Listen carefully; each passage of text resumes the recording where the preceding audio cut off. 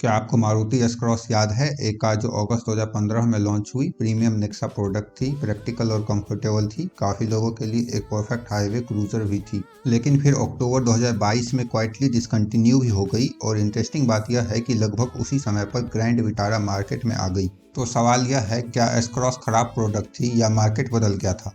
चलिए समझते हैं। सबसे पहले समझते हैं एस क्रॉस एक्चुअली थी क्या।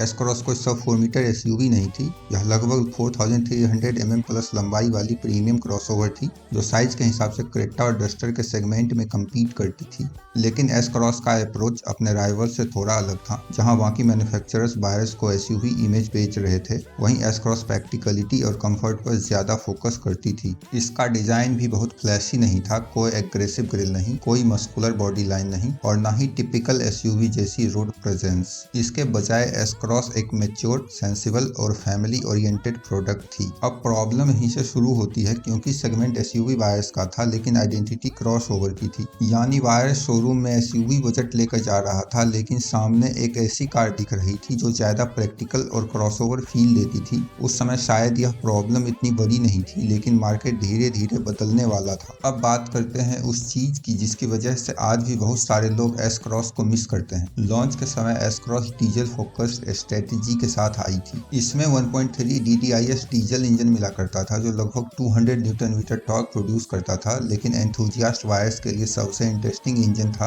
1.6 DDIS डीजल, लगभग 118 bhp power, 320 newton meter torque और 6 स्पीड मैनुअल ट्रांसमिशन। आज के स्टैंडर्ड से शायद ये नंबर्स एक्स्ट्रा ऑर्डिनरी ना लगे, लेकिन 2015 में मारुति से ऐसे इंजन पैकेज मिलना काफी बड़ी बात थी। उस समय एस क्रॉस का 1.6 डीजल हाईवे परफॉर्मेंस और ओवरटेकिंग एबिलिटी के लिए काफी पसंद किया जाता था। लेकिन सिर्फ इंजन ही नहीं, एस क्रॉस की soft suspension tuning, comfortable ride quality, stable highway manners और प्रैक्टिकल कैबिन इसे लॉन्ग डिस्टेंस ड्राइविंग के लिए बहुत अच्छा ऑप्शन बनाते थे। जहां कई एसयूवी स्टिफ सस्पेंशन और स्पोर्टी फील देने की कोशिश करती थी, वहीं एस क्रॉस कंफर्ट को प्रायोरिटी देती थी। यही वजह है कि आज भी बहुत सारे ऑनर्स इसे हाईवे क्रूजर के रूप में याद करते हैं। यह फ्लैशी कार नहीं थी, लेकिन ऑनरशिप एक्सपीरियंस स्ट्रॉन्ग देती थी। अब सबसे बड़ा सवाल यह है, अगर कार इतनी अच्छी थी तो चली क्यों नहीं? पहला रीजन था आइडेंटिटी क्राइसिस। इंडियन मार्केट तेजी से एसयूवीज की तरफ शिफ्ट हो रहा था। लोगों को चाहिए था road presence, upright stance, aggressive design, strong SUV image और ढेर सारे फीचर्स। लेकिन एस क्रॉस ज्यादा क्रॉसओवर और मैच्योर प्रोडक्ट फील होती थी।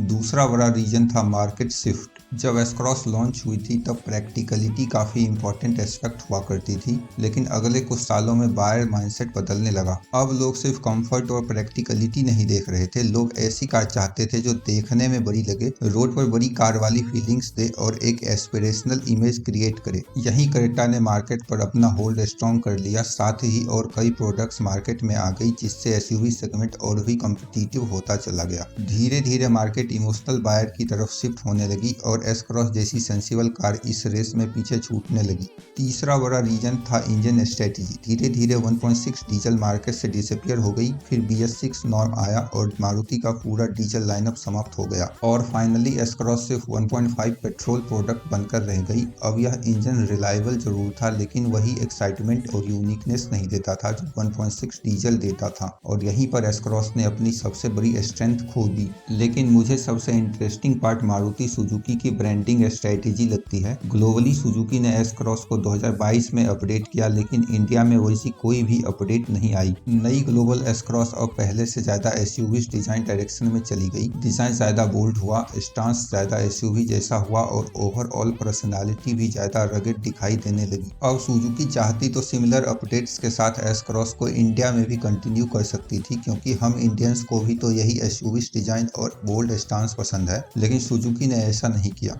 क्योंकि इंडियंस को एसयूवी से ज्यादा एसयूवी नेम प्लेट चाहिए होता है और एस क्रॉस को तो हम पहले से क्रॉसओवर मानते थे। इस कारण सुजुकी ने दूसरी स्ट्रेटेजी अपनाई। उनके पास इंडिया में ऑलरेडी एक स्ट्रॉन्ग एसयूवी नेम अवेलेबल था, विटारा ब्रेजा।